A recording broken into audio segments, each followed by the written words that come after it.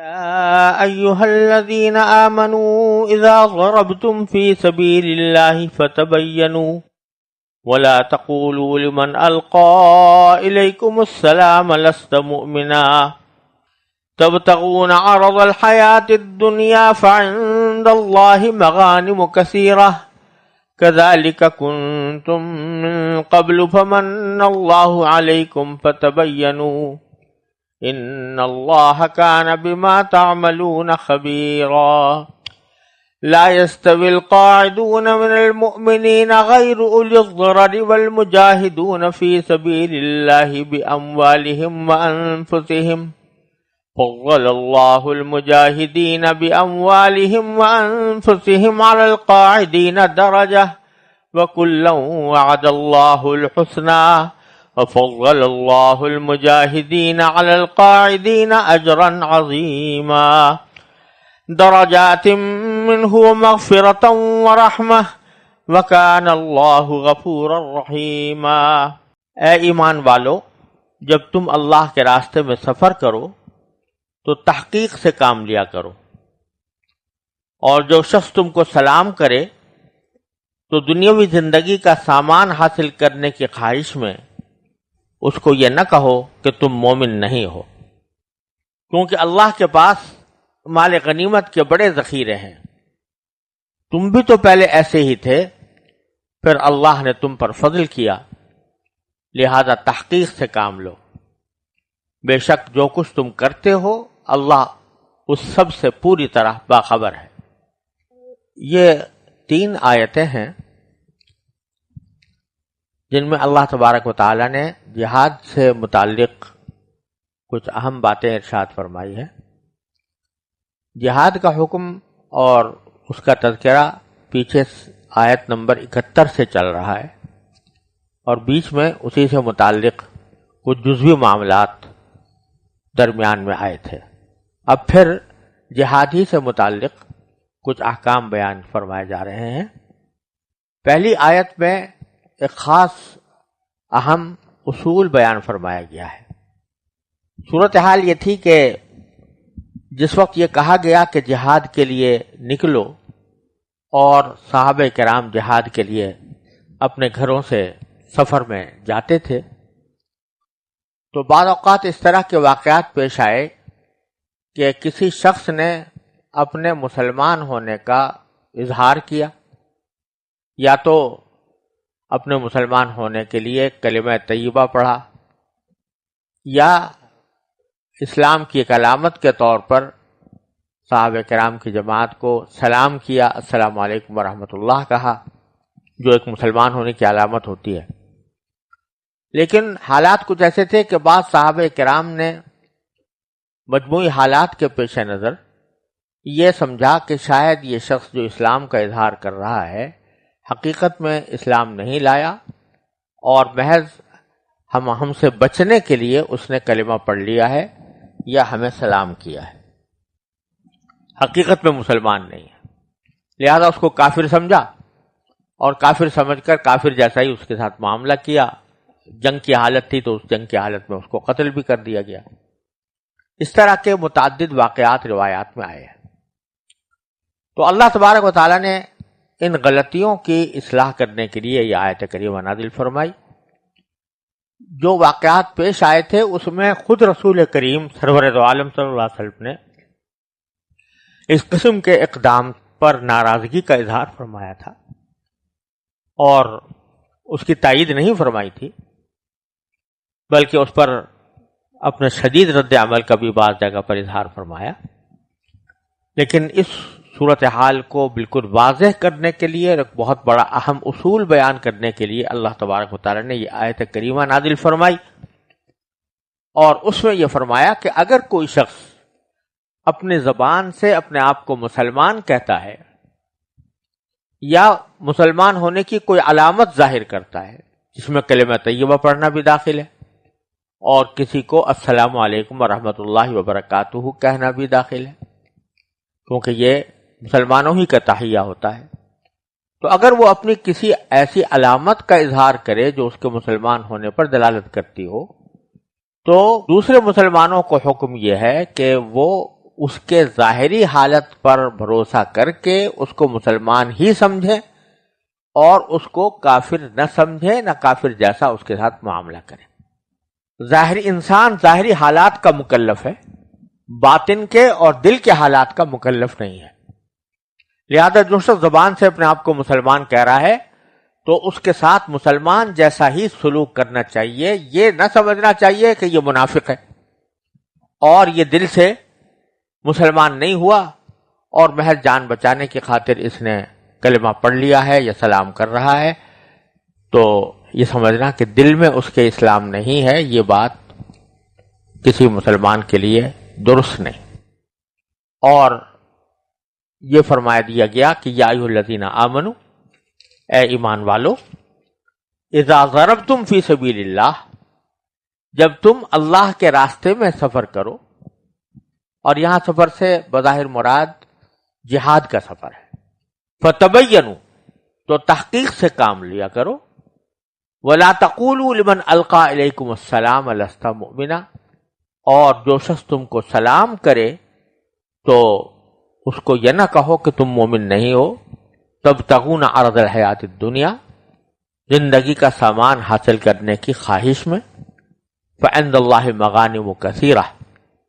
اللہ کے پاس مال غنیمت کے بڑے ذخیرے ہیں، لہذا دنیا کے مال و غنیمت کو حاصل کرنے کے لیے محض کسی شخص کو یہ سمجھ لینا کہ یہ جھوٹا ہے اپنے ایمان کے دعوے میں یا منافق ہے، یہ کہنا درست نہیں ہے۔ تو یہاں دو باتیں ہیں جو خاص اہمیت کے ساتھ بیان فرمائی گئی ہیں۔ ایک بات یہ کہ کسی دوسرے شخص کے ساتھ کوئی منفی معاملہ کرنے کے لیے محض ظن اور گمان کافی نہیں ہوتا، بلکہ اس میں تحقیق ضروری ہے۔ اگر کسی شخص کے ساتھ آپ کوئی ایسا معاملہ کرنا چاہ رہے ہیں جو منفی حیثیت رکھتا ہے، منفی نوعیت رکھتا ہے، یعنی مثلا کسی کو منافق سمجھنا یا کسی کو کافر سمجھنا یا کسی کو مجرم سمجھنا، تو یہ باتیں صرف اپنے دل کے گمان کی بنیاد پر کرنا درست نہیں ہے جب تک کہ اس کی تحقیق نہ کر لی جائے۔ فتبینوا کے معنی یہ ہے کہ تم تحقیق کر لیا کرو، تحقیق کر لیا کرو اس بات کی کہ کہیں ہم غلط گمان تو نہیں کر رہے ہیں۔ یہاں یہ سمجھنا چاہیے کہ بہت سی جگہیں ایسی ہیں جہاں مثبت رویہ کسی کے ساتھ ظاہری اعتبار سے مثبت رویہ اختیار کرنا ہے، اور شریعت نے بھی مثبت رویہ اختیار کرنے کی تلقین فرمائی ہے، تو وہاں تحقیق میں پڑنے کی ضرورت نہیں۔ مثلا یہ کہ اگر کسی شخص کو ہم دیکھتے ہیں کہ وہ ظاہری طور پر مسجد میں آتا ہے، نماز پڑھتا ہے، مسلمانوں کی طرح رہتا ہے، تو اب اس کھوج میں پڑنے کی ضرورت نہیں ہے کہ میں یہ دیکھوں کہ حقیقت میں یہ اسلام لایا تھا یا نہیں، اور کب لایا تھا، اور پورے اسلام کے عقائد اس نے اپنائے تھے یا نہیں۔ اس تحقیق میں پڑنے کی ضرورت نہیں۔ کیوں؟ اس لیے کہ ایک مثبت رویہ کسی کے ساتھ اختیار کرنے کے لیے اس کے ظاہری حالات کافی ہیں، اس کی مزید تحقیق میں کھوج میں پڑنا یہ شریعت نے اس کی تعلیم نہیں دی۔ لیکن کسی کے ساتھ منفی رویہ اختیار کرنے کے لیے محض ظن اور گمان یا کافی نہیں ہے، اس میں تحقیق ضروری ہے۔ تو اگر ایک شخص ظاہری طور پر مسلمان ہے یا مسلمان ہونے کا دعویٰ کر رہا ہے یا مسلمان ہونے کی علامت ظاہر کر رہا ہے، تو اب اس کے ساتھ مثبت رویہ اپنانے میں یہ بات کوئی رکاوٹ نہ ہونی چاہیے کہ دل میں یہ گمان ہے کہ وہ شاید منافق ہو۔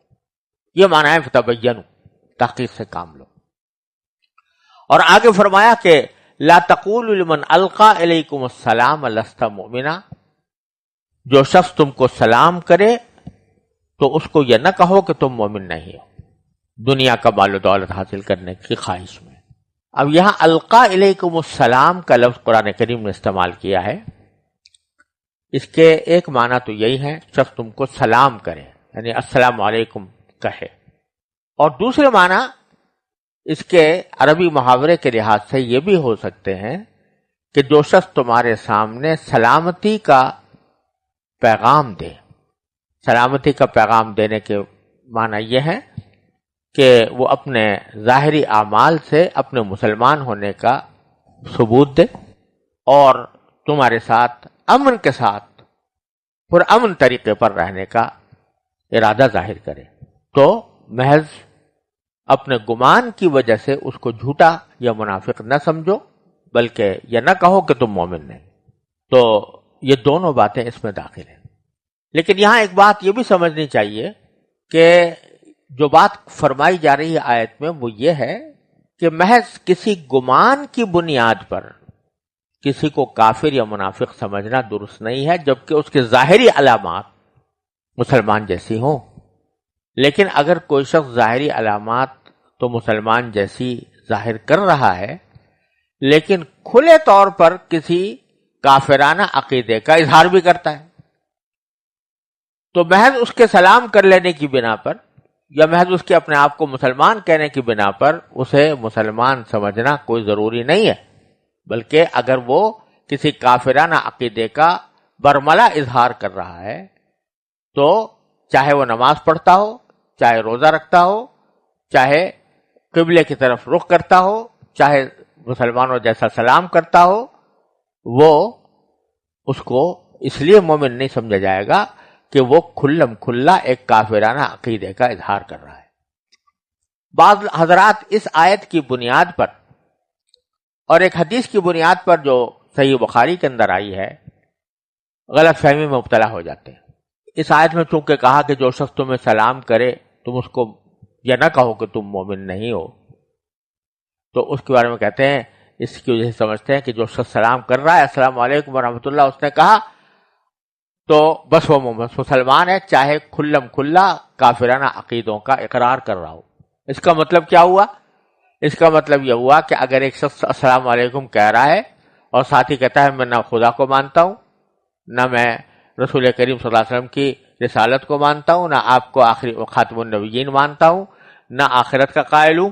بس چونکہ سلام کر لیا تو آپ کو کہہ رہے ہیں کہ مسلمان ہیں، حالانکہ یہ بات ظاہر ہے کہ یہ بات مراد نہیں ہو سکتی. اسی طرح ایک حدیث میں صحیح بخاری کی حدیث میں ہے کہ من صلی صلاتنا واستقبل قبلتنا واکل ذبیحتنا فذلک المسلم او کما قال صلی اللہ علیہ وسلم، کہ جو شخص ہم جیسی نماز پڑھے، ہمارا ذبیحہ کھائے، ہمارے قبلے کا استقبال کرے تو وہ مسلمان ہے. اس سے بھی بعض لوگ یہ سمجھتے ہیں کہ بس یہ تین باتیں ہوں تو بس وہ مسلمان ہو گیا، پھر اب چاہے کتنا ہی کافرانہ عقیدے کا قائل ہو اس کو کافر نہیں کہا جا سکتا. یہ بھی بالکل مغالطے کی بات ہے. یہ تینوں باتیں جس کا حدیث میں ذکر ہے یہ تینوں باتیں علامتیں ہیں، ظاہری علامتیں، اور یہ مطلب نہیں ہے کہ اگر کوئی شخص نماز پڑھے مسلمان جیسی، قبلہ کی طرف رخ کرے اور مسلمانوں کو ذبیحہ کھا لے تو پھر اب چاہے وہ رسول کریم صلی اللہ علیہ وسلم کی نبوت کا انکار کر دے یا آپ کے ختم نبوت کا انکار کر دے یا وہ اور کسی ضروریات دین کا انکار کر دے اور آخرت کا انکار کر دے تو پھر بھی ہم اس کو مسلمان سمجھیں، یہ ہرگز مراد نہیں ہے. بات جو کہی جا رہی ہے وہ یہ ہے کہ جب ایک ظاہری طور پر کسی شخص نے اپنے مسلمان ہونے کا اظہار کر دیا تو محض ایک موہوم گمان کی بنیاد پر تم اس کو کافر نہ ہو. ہاں جبکہ وہ خود اپنے کافر ہونے کا اقرار کر لیا اس نے ایسے عقیدے کا جو کفر تک پہنچاتا ہے تو پھر وہ اس آیت کے دیے ہوئے تحفظ کا حقدار نہیں ہوتا. آگے پھر فرمایا کہ کذالک کنتم من قبل، مسلمانوں سے خطاب کیا ہے بڑے پیار کے ساتھ کہ تم بھی تو پہلے ایسے ہی تھے، یعنی کفر کی حالت میں تھے اور تم نے اپنے مسلمان ہونے کا اظہار کیا، کلمہ پڑھا اور مسلمان ہونے کا اقرار کیا تو کیا ہوا؟ فمن اللہ علیکم، اللہ تعالی نے تم پر احسان کیا. کیا احسان کیا؟ کہ تم کو مسلمان ہی قرار دیا، تم پر مسلمان جیسے احکام جاری کیے اور رسول کریم سرور دو عالم صلی اللہ علیہ وسلم نے بھی تمہیں مسلمان سمجھا. وہاں کسی حضور اقدس صلی اللہ علیہ وسلم نے یا کسی دوسرے صحابی نے کسی مسلمان ہونے والے صحابی کے بارے میں یہ شک ظاہر نہیں کیا کہ ہو سکتا ہے یہ ویسے ہی زبانی طور پر مسلمان ہو گیا ہو اور اندر سے کافر ہو. تو جب تم اپنے اوپر قیاس کرو اس شخص کو بھی جو تمہیں راستے میں ملا ہے اور مل کر تمہیں سلام کر رہا ہے، تو تم اس کو بلا وجہ یہ سمجھ کر کہ یہ جھوٹ بول رہا ہے اس کے ساتھ کافر جیسا معاملہ نہ کرو. فتبین، دوبارہ پھر وہی فرمایا، لہذا تحقیق سے کام لو. قتل کرنے میں تحقیق سے کام لو، کسی کو کافر قرار دینے میں تحقیق سے کام لو، کہ جب تک تحقیق نہ ہو جائے کہ یہ واقعتاً کفر کا مرتکب ہے یا واقعتاً اہل حرب میں سے ہے، تو اس وقت تک اس کو قتل کرنا بھی جائز نہیں، اس کو کافر کہنا بھی جائز نہیں. ان اللہ کان بما تعملون خبیرا، بے شک جو کچھ تم کرتے ہو اللہ اس سب سے پوری طرح باخبر ہے. آگے پھر جہاد سے متعلق ایک اہم بات یہ ارشاد فرمائی گئی ہے کہ عام حالات میں جبکہ امت مسلمہ کو نفیر عام کی ضرورت نہ ہو، یعنی اس بات کی ضرورت نہ ہو کہ ہر شخص ہتھیار لے کے کھڑا ہو جائے دشمن کے مقابلے میں، جب تک اس طرح کی صورتحال پیدا نہ ہو اس وقت تک جہاد ایک فرض کفایہ ہے. فرض کفایہ ہونے کے معنی یہ ہوتے ہیں کہ اگر کچھ لوگ بھی اس فریضے کی ادائیگی کے لیے کھڑے ہو جائیں تو باقی سارے لوگوں سے وہ فریضہ ساقط ہو جاتا ہے. جیسے نماز جنازہ ہے، نماز جنازہ فرض کفایہ ہے، جس کے معنی یہ ہے کہ اگر کچھ لوگ بھی کسی میت کی نماز جنازہ پڑھ لیں گے تو باقی سب سے وہ فریضہ ساقط ہو جائے گا، اور اگر کوئی بھی نہیں پڑھے گا تو سب گنہگار ہوں گے. تو جہاد کا معاملہ بھی یہی ہے کہ عام حالات میں جب کوئی نفیر عام کی صورت نہ ہو، یعنی سارے انسانوں کو اسلام کے تحفظ کے لیے یا مسلمانوں کے تحفظ کے لیے یا اسلامی حکومت کے تحفظ کے لیے سب کے ذمہ قرار نہ دے دیا گیا ہو کہ سب لوگ مسلح ہو کر نکل کھڑے ہوں، تو جب تک یہ صورتحال پیش نہ آئے تو جہاد ایک فرض کفایہ ہے. جس کے معنی یہ ہے کہ کچھ لوگ بھی اگر کھڑے ہو جائیں گے جہاد کے لیے تو باقی لوگوں کی طرف سے فریضہ ساقط ہو جائے گا. لیکن اس کے باوجود جو لوگ کہ جہاد میں شریک ہوئے، عملاً انہوں نے جہاد میں حصہ لیا، ان کا درجہ بہت بڑا ہے، بہت زیادہ ہے ان لوگوں کے مقابلے میں جو گھر میں بیٹھے ہیں. اگرچہ ان کا گھر میں بیٹھنا جائز ہو، کیونکہ اس وقت جہاد فرض عین نہیں تھا، فرض کفایہ تھا، اس لیے گھر میں بیٹھنا ان کے لیے جائز تھا. اس کے باوجود ان کے درجے ان مجاہدین کے برابر نہیں ہو سکتے جو جہاد میں عملاً حصہ لے رہے ہیں. البتہ اگر کوئی شخص گھر میں بیٹھا ہے کسی عذر کی وجہ سے، یعنی وہ بیمار ہے یا اتنا بوڑھا ہے یا نابینا ہے جس کی وجہ سے وہ جہاد میں شرکت کر ہی نہیں سکتا، تو پھر اگر اس کے دل میں نیت تھی اور یہ خواہش بھی تھی کہ اگر میں تندرست ہوتا تو جہاد میں شریک ہوتا، تو اللہ تبارک و تعالی اس کی نیت کی برکت سے اور اس کی خواہش کی برکت سے انشاءاللہ اس کو جو مجاہدین کی حکم میں بھی شامل فرما لیں گے اور اس کے اوپر جہاد کا انشاءاللہ اجر بھی ملے گا. لیکن جو شخص کے اس قسم کے کسی عذر میں معذور نہ ہو اور پھر گھر میں بیٹھ رہے تو اس کا درجہ مجاہد کے برابر نہیں ہو سکتا جس نے اپنی جانیں اللہ کے راہ میں قربان کرنے کے لیے وہ تیار ہو کر نکلا ہے. یہی بات ان آیات میں فرمائی گئی ہے. فرمایا کہ لا يستوي القاعدون من المؤمنین غیر اولی الضرر والمجاہدون فی سبیل اللہ باموالہم وانفسہم. جن مسلمانوں کو کوئی معذوری لاحق نہ ہو اور وہ بیٹھ رہے، یعنی جہاد میں جانے کے بجائے گھر میں بیٹھ رہے،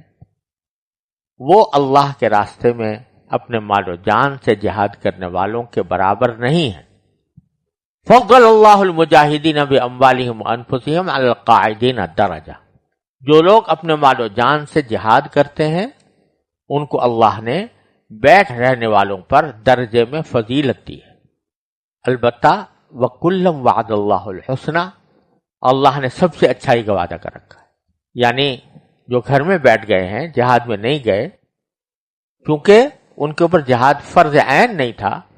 اور وہ گھر میں بیٹھ کر بھی ظاہر ہے کہ اللہ تعالیٰ کی اطاعت میں زندگی گزار رہے ہیں، تو اس واسطے اللہ نے ان سے بھی اچھائی کا وعدہ کر رکھا ہے، یعنی یہ کہ انشاءاللہ ان کو جنت نصیب ہوگی۔ لیکن جہاں تک درجات کا تعلق ہے تو وہ جہاد کرنے والوں کو زیادہ ملیں گے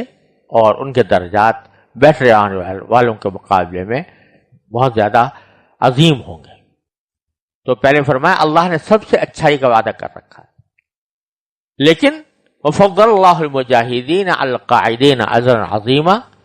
اللہ نے مجاہدین کو بیٹھنے رہنے والوں پر بڑی فضیلت دی ہے، بڑی فضیلت دے کر بڑا ثواب بخشا ہے۔ درجات منہ ومغفرۃ ورحمہ، یعنی خاص اپنے پاس سے بڑے درجے دیے ہیں اور مغفرت اور رحمت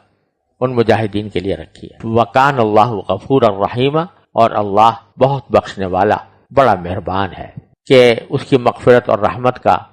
یہ عظیم مقتضا ہے کہ اس نے بیٹھنے والوں کو بھی یہ فرما دیا کہ ان کے حق میں بھی بہتری ہے، ان کو بھی جنت ملے گی،